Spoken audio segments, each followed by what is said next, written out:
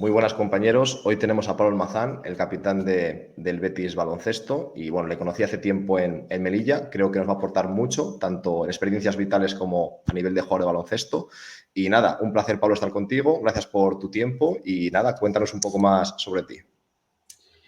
Bueno, pues me alegra saber de ti, Álvaro.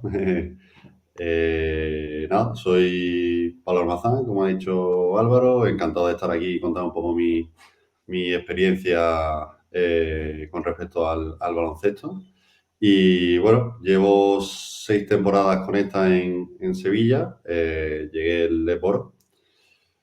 Y ese año ascendimos, he estado 4 temporadas en ACB y ahora este año me toca otra vez estar en Leporo. Y nada, pues la verdad que ya un jugador me considero con experiencia y bueno, disfrutando cada día de este deporte como si fuera el último y con muchas ganas de seguir aprendiendo cada día.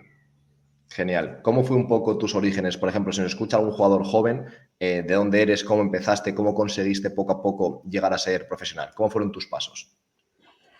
Pues yo soy de Granada, eh, soy el pequeño de 3 hermanos y mis 2 hermanos mayores, bueno, me llevo 5 y 4 años con ellos.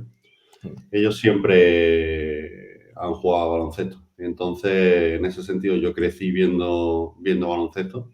Tenía libertad absoluta para elegir cualquier deporte, porque la verdad que en la familia, con mis primos y tal, siempre jugamos a todo tipo de deportes, pero siempre me ha llamado la atención el baloncesto. En Granada estuve hasta los 14 años. Eh, Todo ese tiempo, pues como cualquier hermano pequeño, yo creo, más o menos, intenta jugar con los mayores y siempre me enfrentaba a gente mayor o mi tiempo libre cuando veía una pachanga. Bueno, pues era el típico niño chico que estaba esperando a ver si eran impares para poder meterme, aunque sea por estar ahí y correr al lado de los mayores, aunque no tocara bola. Y con 14 años me llegó la oportunidad eh, de recibir una beca de estudio de baloncesto en Unicaja. La verdad que me vino muy bien porque académicamente en Granada iba regular y yo creo que me llegó esa oportunidad en el mejor momento en cuanto a adolescencia y formación para ubicarme. Porque lo que sí me dijeron desde Unicaja desde el primer momento, que si no estudiaba, si no llevaba adelante mis estudios, el baloncesto pasaba a un segundo plano. Da igual el nivel que tuviera y tal, pero bueno, los valores del club eran eso. Y si lo aceptaba bien y si no, no pasaba nada. La oportunidad se la darían a otros chicos y ya está. Entonces, nada, estuve en Málaga hasta los 22 años en un colegio, bueno, en un colegio interno donde también pues, se llevaba mucho el tema de académico y tal, se controlaba el dedillo y nuestros días estaban milimetrados prácticamente. Desde que amanecíamos por la mañana, hacíamos el break para comer y para estudiar, en nuestro caso, para hacer una hora de tecnificación. Por la tarde volvíamos a clase, nos íbamos a entrenar y a la vuelta del entrenamiento teníamos otra hora y media, 2 horas, después de cenar para estudiar. Y así día tras día, entre semanas, de lunes a viernes. Ese era un poco mi día a día. Cuando llegué a senior, eh, firmé un contrato de 3 años senior con Unicaja. De esos 3 años, el primer año estuve con el segundo equipo, Clínica en Rincón. Ahí es cierto que, bueno, aprendí muchísimo. Además, los entrenadores eran Paco Uriole y Jesús Lázaro, que eran jugadores, y yo creo que eso para los jóvenes nos ayudó muchísimo. Pero sí que es cierto que a nivel competitividad, madurez, no estaba preparado todavía para asumir ese reto o para esa liga, por así decirlo.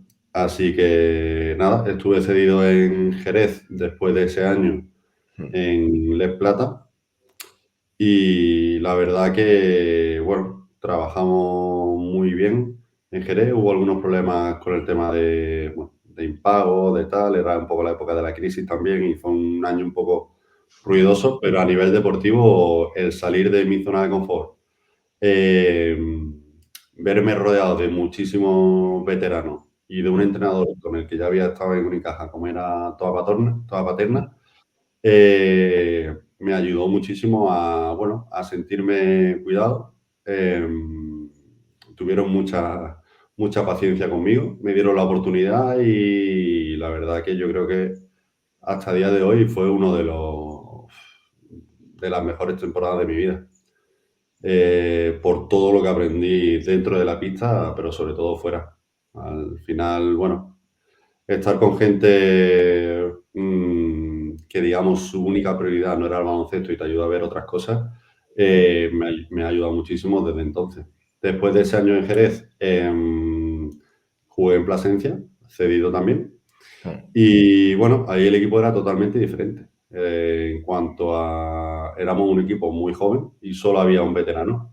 Entonces, bueno, me tocó un poco a mí, Hacerlo. digamos, poner en práctica todo lo que había aprendido los años atrás y especialmente lo que aprendí en Jerez. La verdad que tuvimos una muy buena temporada.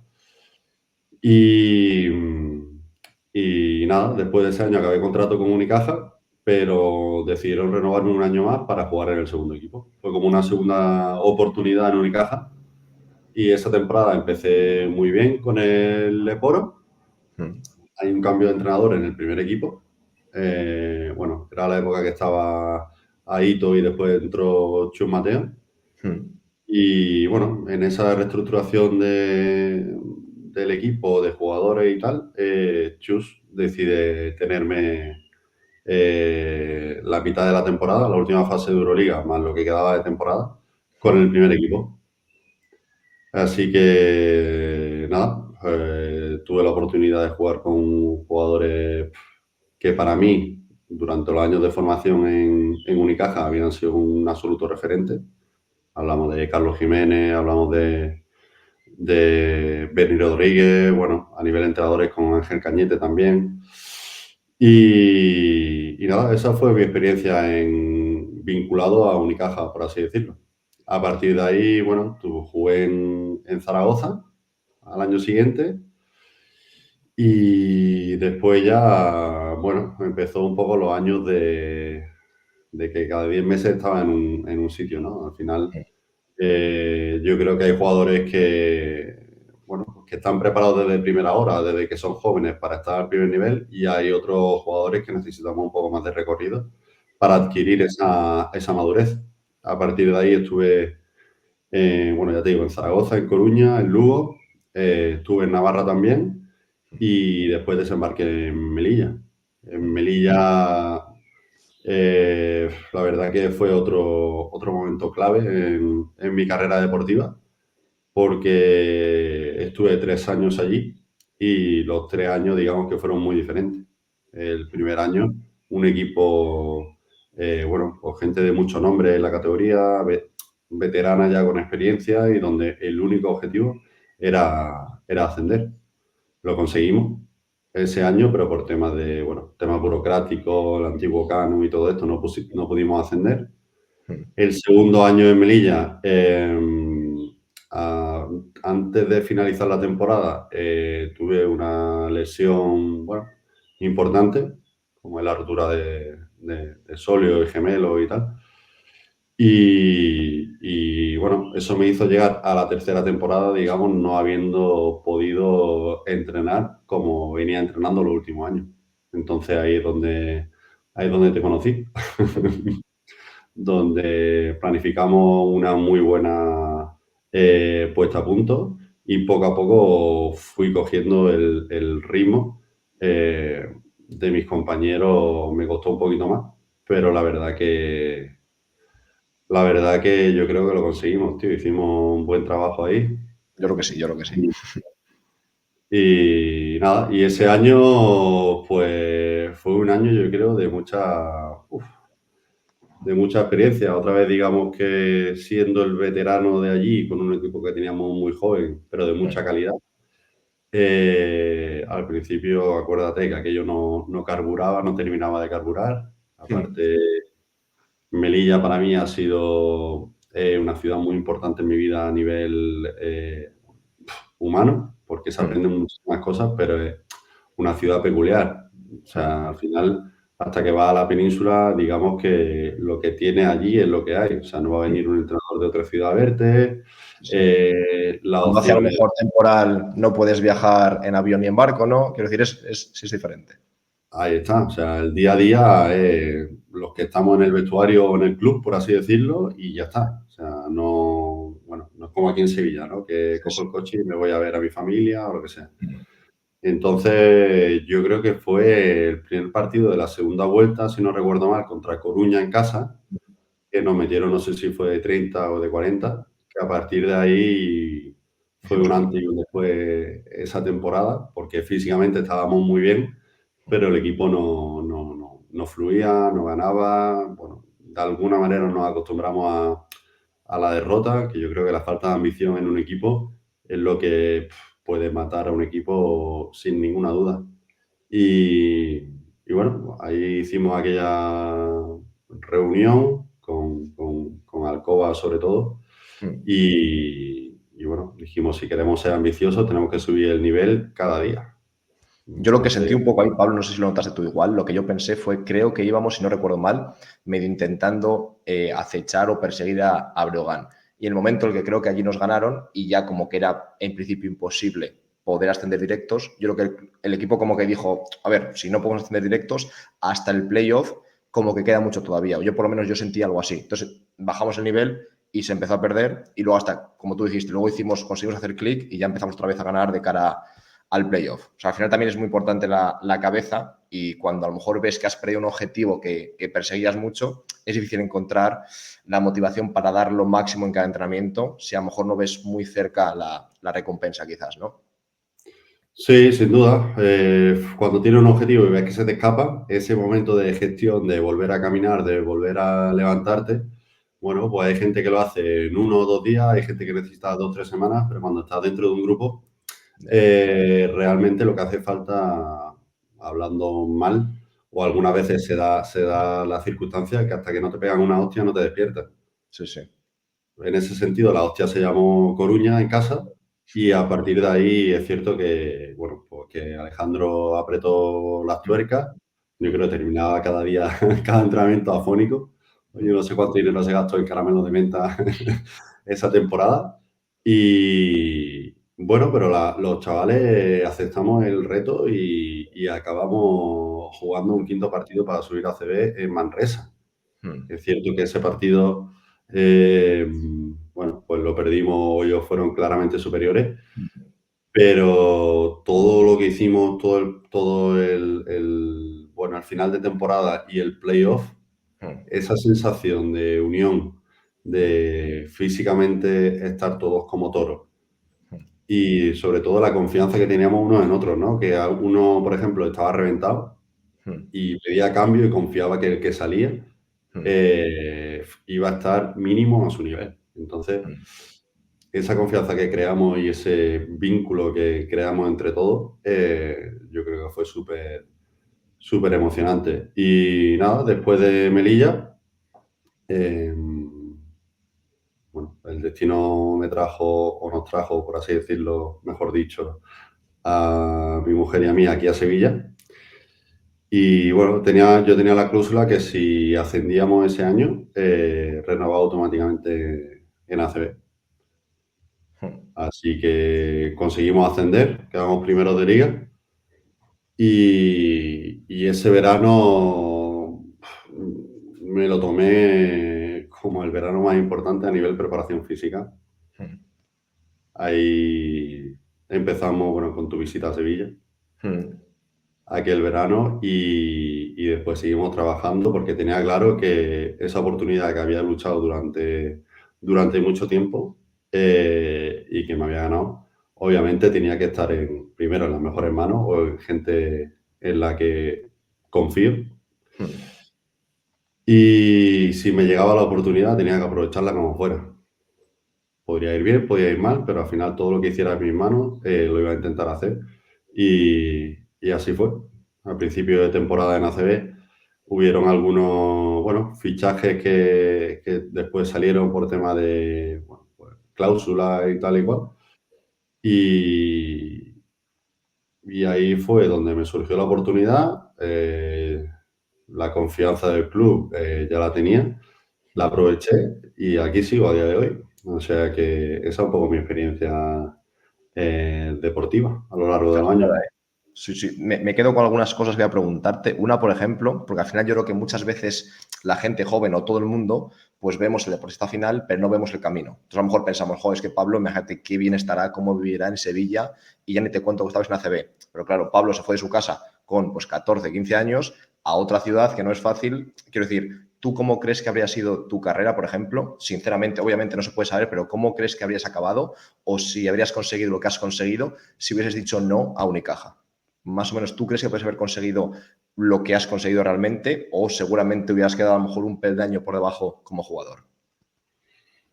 Por el momento en el que yo estaba, en ese momento que me llega esa oportunidad, si yo hubiera dicho no a Unicaja, yo te puedo asegurar que no hubiera sido jugador profesional de baloncesto. Es que eso pasa Pero muchas hubiera veces. sido. Es un momento de inflexión que o coges A o coges B. Y eso pasa muchas veces. Este chico era muy bueno, pero ahora es, ya, pero es que el momento en el que tenía que decir A, dijo B, ¿no? Y ya la vida te lleva por otros sitios, ¿no? Sí, bueno, no es ni bueno ni malo, simplemente te lleva por otro camino. Ya está. De hecho, recuerdo como si fuera ayer una reunión con el que mandaba en Granada en aquel momento, en el Covirán. Y la reunión fue esa: oye, ¿te vas a ir a Unicaja? Le dije, sí. Y me dijo, bueno, me dio a entender a un chaval de 14 años, le dijo como que, "Oh, da igual, en un par de años va a volver a estar aquí". Como diciendo, no Va a poder. tiene el nivel suficiente para aquello. Entonces, pues tío, en ese momento me hizo sentir mal, pero hostia, esa conversación me ha acompañado muchos años y solo por el orgullo ese de decir sí que tengo el nivel, pues esa conversación me ayudó en su momento. Qué bien. Sí, sí, me gusta mucho a mí Entonces, yo también hay una cosa que a veces pienso, que a mí me ayuda en concreto, cuando a lo mejor tenemos algún momento que a todos nos pasa o de pereza o de desánimo o de menos motivación, me ayuda a veces tener a lo mejor fresco, pues como tú decías, algo, pues a lo mejor alguna palabra de alguien que no confiaba en ti o a lo mejor algún fracaso real que has tenido en cualquier cosa. Yo creo que eso te ayuda, por ejemplo, si un día te apetece entrenar y tú tienes un poco fresco el partido de mierda que hiciste un día que saliste empanado y que encima os metieron de 30, eso sin querer te da como una especie de empuje que dices, mira, hoy ya me siento un poco más motivado para entrenar. Y yo creo que tener fresca ese tipo de situaciones, cuando a lo mejor te da un bajo por lo que sea, puede ser una buena motivación. Y a raíz de aquí me gustaría comentarte que al final siempre se suele decir que hay que centrarse en lo que se puede controlar y yo creo que es lo que tú has intentado hacer, ¿no? Por ejemplo, el verano de ACB, a lo mejor otro jugador dice, o cualquier otra persona puede decir, lo tengo complicadísimo, van a venir X número de americanos, seguro que no juego y se viene abajo o entrenan menos. Y tú hiciste lo contrario, te pusiste a entrenar más que nunca para hacer lo que tú podías. Y eso al final te dio quiero decir, se te recompensó, pero tú no lo sabías. Primero lo tienes que hacer y luego a lo mejor te llevas la recompensa, pero no se puede primero esperar la recompensa y luego como me la dan, ahora entreno. O sea, la idea es un poco decir, tiene que ser al contrario, es primero tú te la juegas y a lo mejor te lleva la recompensa, pero no puedes, o sea, hay que intentar decir a la gente y a los jugadores sobre todo que no pueden intentar esperar que el entrenador les dé minutos para después ganárselos, que primero hagan todo lo que pueden y a lo mejor el entrenador pues se los da o a lo mejor no, pero que no pueden esperar a recibirlos primero, ¿no? sin duda, o sea, que mejor explicado imposible, Álvaro. En el sentido, cuando eres joven lo quieres todo ya y, bueno, crees que te lo mereces todo porque sí, y realmente no te paras a pensar, por ejemplo, el resto de tus compañeros por qué están ahí. O sea, ¿por qué te lo mereces tú y no tal? Bueno, igual no lo merecemos todo igual, pero justo en ese momento llega la situación en la que tú puedes aportar al equipo. Al final, suena un poco tópico, pero el entrenador va a tomar las decisiones que él cree que son mejores para el equipo. Entonces, si en esa toma de decisiones tú te quedas fuera, bueno, pues para la persona que lo sufre es una faena. Pero realmente lo que tienes que demostrarle al entrenador que puede confiar en ti para ese momento. En este sentido, yo tuve una conversación clave también con una persona el verano, no me acuerdo bien qué verano fue, pero fue del primer al segundo año de Melilla, no me acuerdo la fecha. Bueno, mi hermano se casaba en Málaga y esa semana antes de la boda, bueno, pues yo estuve entrenando en el Carpena, ¿vale?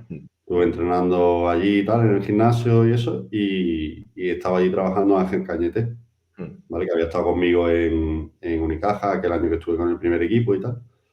Y me dijo, dice, Pablo, tío, ¿y no has tenido ninguna oferta de ACB ni nada? Y digo, tío Ángel, pues la verdad es que no, ojalá te pudiera decir que sí. Y me dice, tío, cuando te llegue la oportunidad, estate preparado, Pablo. Me dijo, no sé si te va a llegar, pero si yo te he visto entrenar y cuando te llegue la oportunidad, intenta estar preparado, tío. Porque con lo que yo sé de ti, te merece tener esa oportunidad. Mm, Así que no decaigas y no desistas. Y bueno, pues son lo que hablabas tú un poco antes, ¿no? Esos puntos mm. que de repente se cruzan en tu vida y dices, hostia, como que te espabilan un poco. Sí, sí, sí. Evidentemente, yo a los jóvenes lo que le digo cada vez que voy a un colegio Mm, o a campamentos de verano, ¿qué se necesita para ser profesional? mm. Bueno, yo creo que la palabra o que yo creo más importante es constancia. 100%, sí, sí. Ujú. 100%. Y a mí una cosa que me gusta a veces, o que pienso yo, es cuando a lo mejor hay algún chaval que, quiero decir, que a lo mejor piensa, yo tengo peor físico que este jugador americano, este jugador africano, que muchas veces es así y es injusto, pero es la vida y quiero decir, es como es. Si además de tener peor físico, peor genética, entrenas menos que él, quiero decir, ¿qué argumentos tienes para intentar quitarle el sitio? Quiero decir, o sea, o haces más y mejor que otro, o si no, al final siempre el que tiene más talento de por sí va a ser el que tiene el puesto. Entonces, si tú quieres quitárselo, tienes que hacer algo diferente y algo mejor como mínimo. Evidentemente, tienes que... A mí me gusta mucho al principio de temporada, sobre todo, parar, ver cómo está el equipo, analizar y ver dónde puedo ayudar. Obviamente no todos podemos meter 20 puntos ni jugar pick and roll, poner el balón en el suelo cada vez que queramos, no, porque hay jugadores que se han elegido para hacer ese trabajo, que van a tener esa libertad. Y entonces yo, cada vez que empieza la temporada, analizo un poco dónde puedo estar, dónde no, cómo va sobre todo a nivel defensivo. A mí me encanta defender. Soy un poco masoca en ese sentido, pero me flipa el tema de la táctica defensiva, el rellenar espacio, el cómo puedo ayudar a un compañero, dónde posicionarme, no sé, para jugar un poco ahí al despiste, al engaño y tal. Entonces, es lo que tú decías, si es que no todos los jugadores podemos ser iguales, yo no puedo ser igual que, yo qué sé, que un compañero americano que pone la cabeza en el aro, obviamente no, pero sí puedo evitar, por ejemplo, que él no llegue que no pise la zona para que ponga la cabeza en el aro. Eso es. Entonces, yo creo que es importante tener la mente abierta y sobre todo lo que le digo mucho a los chicos jóvenes también, tío, si tenéis alguna duda, preguntar, preguntar, preguntar y es mejor preguntar cada día y ser unos pesados, obviamente en el momento que se pueda, no para un entrenamiento, para hacer una pregunta de Sí, cómo se llama la jugada, ya, ya. eh, pero es mejor preguntar y tener esa información que irte a casa con la duda de decir, joder, No sé ¿sabes? cómo es. Y ya está. Un día que preguntas, bueno, pues ya lo aprendió y ya lo tienes en tu cabeza Sí, para el sí. día siguiente o para cuando haga falta, que seguramente sea en el partido. Perfecto. La siguiente pregunta sería, desde tu punto de vista, para un exterior, digamos, cualquier jugador que juega más o menos de cara al aro, que no es el típico jugador interior que juega cerca del poste o que juega cerca de la canasta, ¿cuáles dirías que son para ti las características claves físicas que te pueden dar una ventaja o que te hacen destacar físicamente en el juego? Yo creo que tienes que tener, siendo exterior, primero una estabilidad en cuanto a físico, tener controlado tu centro de gravedad y a eso yo creo que le acompañaría el tema de la velocidad de pie y la coordinación. A partir de ahí, si donde van tus pies, va todo tu cuerpo y obviamente van tus manos, tus brazos, rellena de espacio, va todo. Pero si intentas, digamos, con tus manos llegar a donde no llegan tus pies, Eso es. eh, ahí entenderás tú mucho mejor que yo, obviamente, Pero, técnicamente. por ejemplo, imagínate defendiendo que no hagas una finta saliendo de tu base de sustentación, ¿no? Por al final, lo Ujú. que quiero decir, vas a llegar con la mano, pero ya no vas a poder sostenerte. Quizás ser capaz de moverte un poco lateralmente, como intentar explotar y esa explosividad que te dé el llegar a donde no te podía dejar ir solamente tus brazos, ¿no? Algo así. Perfectamente explicado. Y Vale. después en ataque el tema de los desplazamientos, tener la suficiente, bueno, no explosividad, sino, no sé cómo definirlo, tío. Como la suficiente entereza para hacer los cambios de ritmo que tú tienes en tu cabeza. O sea, Hablo a nivel de frenada, a nivel de cambio de ritmo, cómo colocar tus pies. Hablo a nivel de salto, por ejemplo. Ahí yo creo que son aspectos muy clave. Perfecto, perfecto, sí, muy interesante. Yo estoy muy de acuerdo con todos, la verdad. Yo creo que en general la capacidad de, en un exterior hay muchísimas, pero yo creo que la capacidad de acelerar, frenar y cambiar de dirección suele ser lo que te hace diferente. Hay muchas más cosas, obviamente, hay contactos, quiero decir, hay mil situaciones en baloncesto, pero yo creo que el exterior que suele marcar diferencias es porque es capaz de moverse más rápido que los rivales. Y cuando él acelera, su rival no puede acelerar a la vez, cuando él frena, el otro frena más tarde, cuando cambia de dirección, y al final todo eso pues, es un conjunto de muchas capacidades, de fuerza explosiva, de fuerza máxima, también la fuerza relativa a tu peso corporal, pero básicamente lo que has dicho, si eres un exterior y no es capaz de frenar, de saltar, de cambiar de ritmo o de dirección, eres muy fácil de defender, ¿no? Y eres también muy fácil de atacar. Sí. Después hay de todo, tío. Después hay tiradores que bueno, se me viene a la cabeza Corbacho, Ya. pero es que, claro, es un talento natural, es una puntería fuera de lo normal, que yo creo que no teniendo ninguna de las características que hemos dicho, Es tan bueno en algo que su arma, eso pasa a veces, que eres un especialista y tu arma, es decir, tienes una, pero es tan bueno en esa que compensas otras, ¿no? totalmente. Pero yo creo que eso es, digamos, la excepción que confirma un poco la regla que estamos hablando, ¿no? Y habría que ver a ese jugador, por ejemplo, habría que ver si tuviese un físico bueno. Quiero decir, ¿dónde podría jugar? Que esa es otra. A lo mejor estaría, pues qué sé yo, también que habría jugado en otros, quizás en otros equipos, que también es difícil. Yo muchas veces, por ejemplo, escucho a jugadores y estoy de acuerdo. En la NBA, por ejemplo, la envergadura es más o menos de media un 13-14 centímetros más que la altura. Y en población normal suele ser lo mismo. Pues mides 2 metros, son 2 metros. Mides un 80, es un 80. En la NBA, obviamente, es una ventaja natural. Entonces, muchas veces, si tú no eres un defensor tan rápido, pero es que tu brazo llega a puntear, al final estás compensando otras cosas. Pero ¿qué pasa? Que el brazo no lo puedes, quiero decir, la envergadura es la que tienes. Entonces, mejor centrarte en cosas que puedes mejorar. Pero obviamente hay gente que tiene ciertos talentos o ciertas cualidades que te dan una ventaja enorme. Y a raíz de esto, que es una parte más física, me gustaría preguntarte, tú has trabajado con muchos prepas, diferentes clubes, diferentes sitios, ¿qué es algo que valoras en los prepas? Es decir, para los preparadores físicos que nos escuchen, ¿qué tipo de cualidades o qué tipo de características valoras en un preparador físico?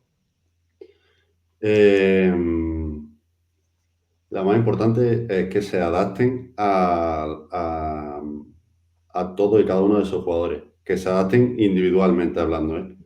Yo creo Sí. que es muy importante individualizar el trabajo, aunque sea algo evidente, pero bueno, he tenido experiencias de Sí, todo sí. tipo. Y después el tema de la confianza.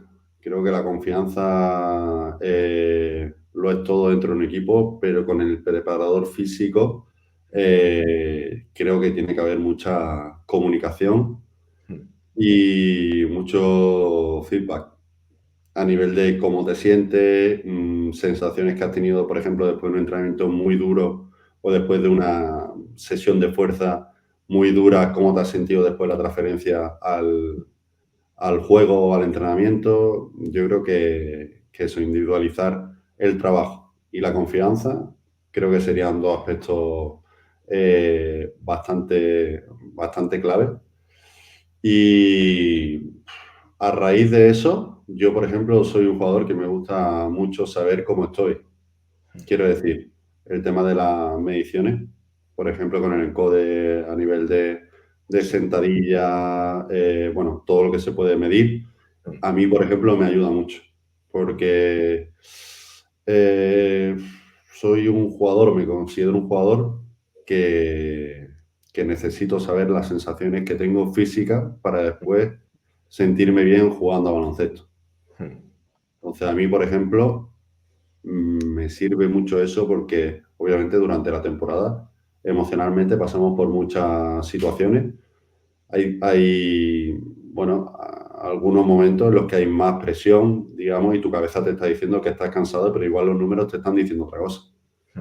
Así que toda esa información a mí, a través de mi experiencia, me ayuda mucho a situarme donde estoy y a despejar dudas, que yo creo que cuanto más clara más lúcida tengas la cabeza, te va a ayudar mucho en todos los aspectos del juego en general. Entonces yo creo que sería un poco eso, individualizar el trabajo, la confianza y el tema de mediciones. Obviamente no puedo pasar por alto el tema de prevención, movilidad todos los días. Bueno, pero es que ahí va el trabajo individualizado, ¿no? De prevención y demás. Sí, sí. Yo creo que esas son las claves para mí, tío. No sé cómo lo ves Sí, sí, tú. muy de acuerdo. Sí, yo la primera también, que creo que algo que a lo mejor, a mí, por ejemplo, me parece un poco, no sé si es complicado, un poco más que desgasta, que al final, por ejemplo, es normal, ¿eh? Pero cuando tú vas a un club, el jugador no tiene por qué confiar en ti. Quiero decir, es así, o sea, te va a respetar como persona, pero con el fisio, con el prepa, un jugador no tiene por qué confiar en ti porque no te conoce. Entonces, al final es un poco duro. Yo creo que cuando cambias de club o cuando en tu club vienen nuevos jugadores que no te conocen y tienes que ganarte su confianza.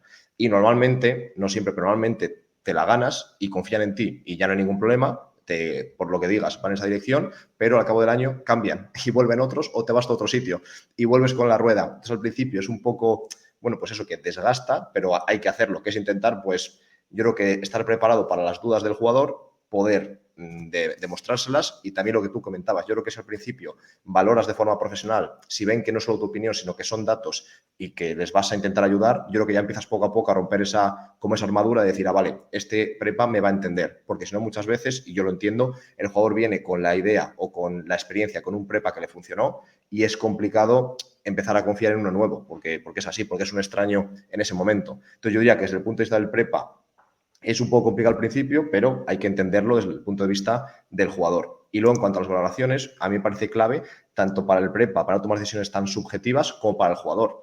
Tú vas a ir viendo si mejora o no, y de esa forma, honestamente, vas a poder saber cómo ajustar para que siga mejorando. Y también a veces, lo que tú decías, el jugador, imagínate, mejora en el test 1, en el T2, en el test 3, en el test 4, y justo en el quinto empeora. Pero empeora a lo mejor respecto al último, pero estás mucho, mucho mejor que el primero. Pues lo puedes enseñar y que el tío diga, hostia, pues es verdad, no estoy tan mal, simplemente no estoy tan bien como estaba hace un mes, pero estoy mucho mejor que hace 4 quizás.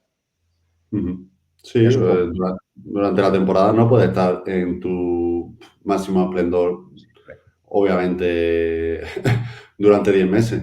Físicamente imposible, Eso ¿sabes? es. Y Y yo, por ahí, ejemplo, creo que en el off-season, en el periodo entre temporadas en verano, yo creo que sí que hay, es clave. Por ejemplo, el verano que comentabas, que trabajamos Pablo y yo, me bajé a Sevilla a hacerle una evaluación y luego estuvimos en Zamora entrenando y también haciendo evaluaciones, yo creo que eso te da mucha calidad para entrenar en verano, que es, por así decirlo, solo para ti, que el protagonista eres tú y no el equipo. Saber exactamente tus valores y saber cómo tienes que trabajar, sí que creo que te da un plus que si simplemente, bueno, haces cosas sin tener una evaluación. Yo creo que eso en verano al final en baloncesto suele ser bastante largo, más quizás que en fútbol, y puede ser la diferencia entre llegar a pretemporada mejor que tu compañero que compite contigo por los minutos o llegar un poco peor. Y eso puede ser la diferencia entre empezar con tu rol o empezar con un rol secundario. totalmente de acuerdo, tío. Y no, yo creo que en según qué perfiles, por así decirlo, no se valora eso. Y Ya, el llegar bien a la pretemporada, es que igual te estás ganando un contrato para el año siguiente gracias a ese trabajo. O tal sea, cual. igual no. Y seguro, seguro, seguro, si llegas mejor que tu compañero físicamente, a principio de temporada va a tener más oportunidades. Eso yo lo tengo comprobado, comprobadísimo. Y a partir de ahí, un poco lo que hablábamos al principio de la entrevista. Te puede ir bien, no te puede ir bien, puedes tener al final más minutos, menos, suerte, tal, pero esa oportunidad ya te la has ganado.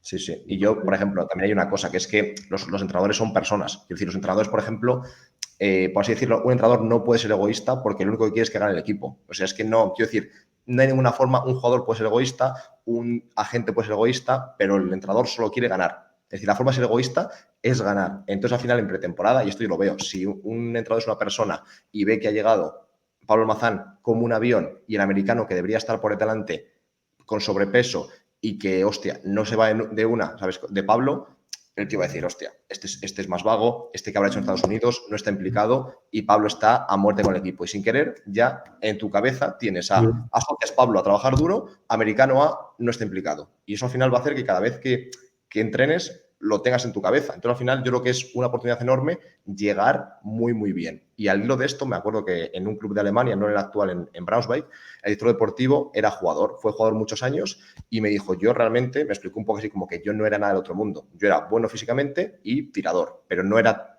quiero decir, no podía competir en un americano. Pero ¿qué pasaba? Que yo llegaba siempre en pretemporada increíble físicamente. Entonces, al final, en pretemporada me ponían más que al americano, me ponían más que a mis compañeros. Entonces, al final empieza la liga y los roles están ya adjudicados, por así decirlo. Y si el equipo funciona, no cambias cosas. Entonces, yo al final partía de un rol secundario y en pretemporada me ganaba el mío. Y era un poco justo lo que tú decías, en plan de, por empezar bien, te has comido el puesto del americano que debía tener el tuyo.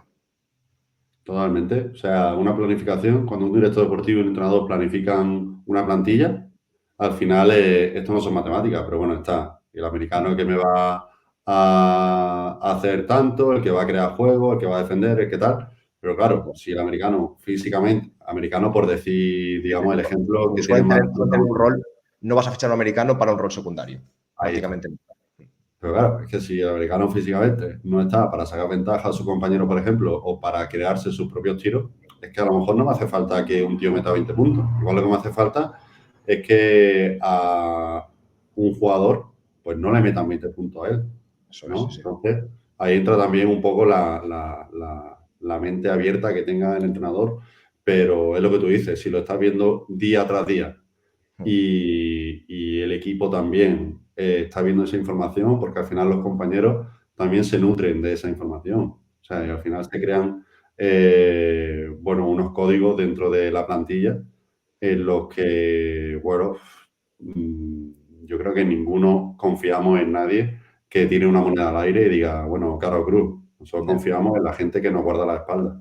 Entonces, si tú puedes confiar en un compañero, obviamente eso va creando una sinergia dentro del equipo y también crea un vínculo en el cual no sabría explicarte por qué, pero todo empieza a fluir de una manera, digamos, natural.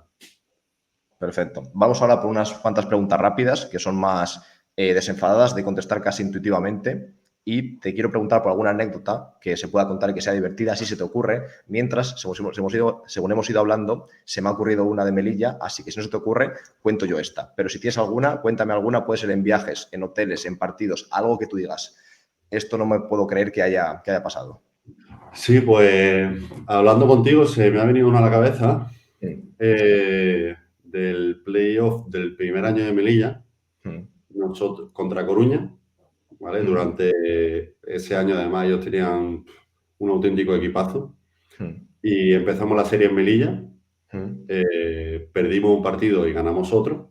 Vale. El tercer partido jugábamos viernes. Ese tercer partido lo perdimos Vale. y fue un auténtico bachazo. Porque significaba que el domingo volvíamos a jugar en su casa, el domingo por la mañana, Sí. a las 2:30. Y bueno, prácticamente estaba la serie perdida, por así decirlo, ¿no? Además fue un año complicado donde perdimos la Copa Princesa después de 2 prórrogas. En Melilla hubo un terremoto bastante heavy que yo, por ejemplo, me tuve que ir de casa. O sea, fue un año de tanto ruido que Ya, dijimos, ya ya está. está todo perdido. Bajamos los brazos y tal. Y el sábado por la mañana, en el tiro, nos juntamos los jugadores y dijimos, escúchame, este puede ser el último día que estemos juntos. Vamos a comernos una comida de puta madre y ya si mañana perdemos, pues por lo menos, yo qué sé, por lo menos esto que hemos echado. Sí, sí. Disfrutamos, tenemos este último viaje como un disfrute. Y nos fuimos a una franquicia Sí. de buffet libre. Bueno, muerde la pasta, se puede decir, aquí no pasa Sí, nada. sí, sí. No, no nos pagan, ojalá nos pagasen, pero. Tío, y nos pusimos, Álvaro, te puedo asegurar que nos pusimos hasta arriba. O sea, es que me acuerdo que llegamos a la hora de la cena al hotel. Todavía empachados ya. No, no, es que no cenamos directamente. O Ya, sea, ya, fuimos al vídeo y estaba la gente allí, tío, que se sentía el olor de la habitación, ya, el olor a chorizo de las pizzas, era como, esto es ya. surrealista totalmente. Mm. Y nos despertamos ese domingo por la mañana, Sí, en la rueda de calentamiento nos volvimos a juntar sí. y sentimos que éramos como un grupo de amigos, tío. Ya. Y chicos, venga, vamos a disfrutarlo, encantado, lo de ayer estuvo fenómeno, tal y cual, vamos a por ello. Pero de verdad te digo que antes de empezar ese partido, no te voy a decir que dijimos, joder, qué putada, vamos a perder, pero sí te digo que en nuestra cabeza estaba como la sensación de que ahí ya se acababa, Ya, ¿vale? Se ya. acababa algo que habíamos Era creado durante despedida, el... ¿no? Era una despedida. Sí, tío, empezamos el partido, empezó así la cosa a fluir tal y cual, y ganamos el partido, tío. Ya, ya. O Yo es sea, que también hay veces que al final yo creo que como es un conjunto de cosas, que el vestuario esté junto y que esté unido y que todos implicados, es que es muy difícil. Quiero decir, ¿cómo mejoras eso? No hay nada, yo creo que físico o táctico que mejore las ganas de 10 12 tíos de darlo todo por el equipo, ¿sabes? Yo creo que es muy difícil conseguir eso y es, en ese momento encontrasteis esa, que a lo mejor era lo mejor nutricionalmente, pues seguramente no, pero conseguisteis algo mucho mejor que contar el arroz y comeros justo lo que debíais comer. sin duda. O sea, y te lo cuento ahora y parece así un poco serio y tal, pero es que te juro que es que desde que acabó el partido hasta que empezó el siguiente partido, es que parecíamos un grupo de colegas de vacaciones. Sí, sí, sí, ya te entiendo. Y esa es la que se me ocurrió hablando Sí, contigo. sí, No muy, sé, muy buena.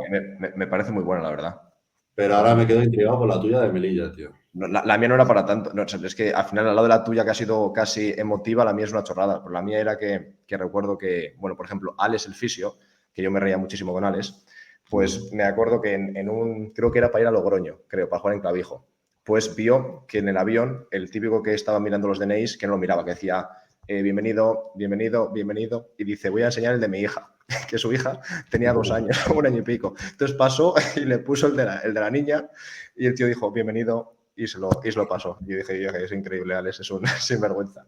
Entonces me acuerdo de esa, y luego también Melilla, no sé si fue a la vuelta de Logroño, también no sé dónde, fue el primer año, me acuerdo. Y yo tenía sentado encima al lado Alcoba. Y yo no tengo miedo a volar, pero en Melilla me entró un poco, la verdad. Porque en Melilla el avión, para quien no lo sepa, no es un avión, por así decirlo, normal, tan grande. Es de hélices y o sea, parece un pájaro. Y fuimos corriendo del primer avión al segundo, que casi lo perdemos, porque hubo un retraso o lo que sea. Entonces, el primer avión de Logroño a Madrid fue ningún problema, un avión normal, todo normal. Fuimos corriendo porque casi lo perdemos, nos subimos y hubo un temporal, no te acordarás, pero brutal. Fueron 30 minutos de unas turbulencias que yo no he vivido en mi vida. El avión caer para un lado, para otro, y yo pensé que se explotaba. Y llevaba yo al Alcoba al lado y yo iba así agarrando los asientos, en plan quitándole su sitio, y Alcoba me decía, en plan, hemos corrido, en plan, como diciendo, me parece, quiero decir, como que hemos estado corriendo para ahora reventarnos y matarnos. Y fueron las dos anécdotas que desde entonces yo dije, no, o sea, tengo que haber negociado más el contrato, porque no sabía yo esto de, ¿sabes? de los aviones. ¿Tú has Ese tenido año, algún acuérdate problema? que había algún compañero que tenía miedo a volar, tío. Sí, sí, claro. No sé Y, si y- y- recordarás. y- sí, sí, sí. Y era Sí, sí. africano y se ponía blanco, cada vez Sí, que sí, sí. volábamos, Bueno, y otra anécdota. En ese viaje, por ejemplo, me acuerdo que, bueno, yo iba cagado. Philip Juran, tranquilo, decía, como un soldado, ya sabes cómo era. Yo no puedo hacer nada. Y yo ya, sí, tiene razón, pero, hostia, cuesta reconocerlo, en plan, cuesta pensarlo así. Y luego me acuerdo, Miki Cervera, que tenía un familiar, no me acuerdo quién era, que había sido piloto y que de pequeño le habían subido veía todo y tenía cero miedo. Pues me acuerdo que el cabrón cogía el DNI, le hacía así, sopé en la frente y decía, bueno, si nos matamos, para que me identifiquen. Y yo, digo que sinvergüenza. Así que bueno, esa era la anécdota. Ahora te voy a preguntar una pregunta que dejó Seydou Abubakar en el anterior podcast para lanzarse al siguiente jugador y luego te preguntaré a ti por la tuya. Entonces lo que dijo Vale. Seydou es, me gustaría saber cómo el siguiente jugador, que eres tú, hace cuando tiene algún momento malo, por ejemplo, él pasó por diferentes lesiones de rodilla y estuvo, pues bueno, un momento complicado. ¿Tú cómo haces cuando a lo mejor el entrenador no te da minutos o juegas, te salen mal las cosas o una lesión? ¿Cómo intentas refugiarte o cómo intentas superarlo? Quiero decir, ¿te apoyas en amigos, te apoyas, haces algo en concreto o simplemente seguir adelante e intentar superarlo? Pues voy al psicólogo, a mi psicóloga. Genial. Y de esa forma, ¿solamente vas cuando tienes algún problema o vas de forma recurrente, por así decirlo? No voy periódicamente. O sea, hay épocas en las que voy cada semana, cada 15 días, otras épocas en las que voy una vez al mes. Bueno, pero generalmente cuando me pasa algo traumático, eh, bueno, pues voy más frecuente. Genial. Yo Mm. animo a la gente, sinceramente, a cualquier persona que pase por un momento malo o que no, porque, por ejemplo, en este caso me imagino que será una psicóloga, no lo sé, sanitaria. Quiero decir, una psicóloga clínica. Ujú.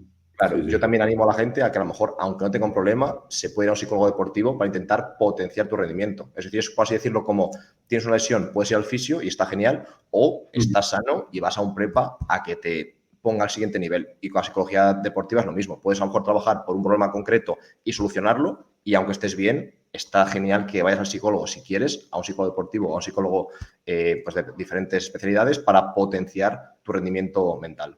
Sin duda, yo creo que como deportista tener una red de apoyo en la que confíes y a la que acudir es básico y te va a ayudar a niveles que no te va a hacer una idea. No solo para el baloncesto, sino también para tu vida. Al final, rodearte de gente en la que confías y formarte también, aprender Sí. de los malos y de los buenos momentos o de los momentos de transición, yo Mm, creo que después para la vida es algo vital. A mí es cierto que inicialmente me costó mucho dar el paso mm, porque, bueno, pues al final fue una época de mi vida en la que, digamos, estaba un poco perdido y como que nadie me iba a poder ayudar. Y yo sentía que eso, me dieron una patada y me metieron directamente en, mm, en la sala.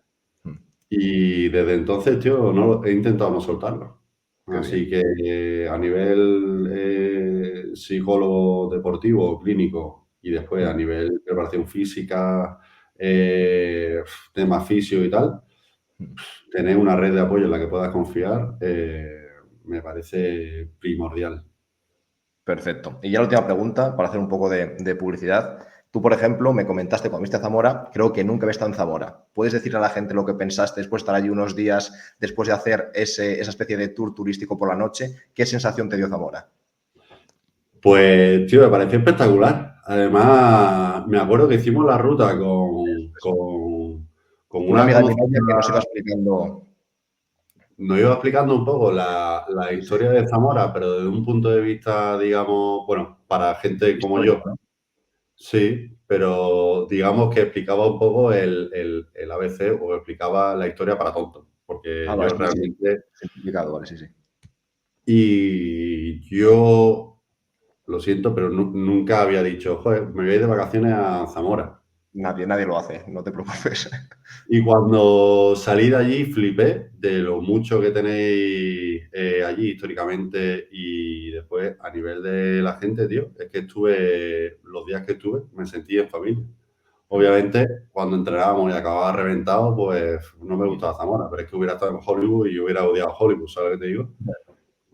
Pero físicamente entrenamos increíble, yo creo que fue una semana espectacular, pero sobre todo el conjunto, que fue conocer Zamora y conocer gente de allí y descubrir un sitio que, bueno, pues que no me había planteado ir como tal, fue la hostia.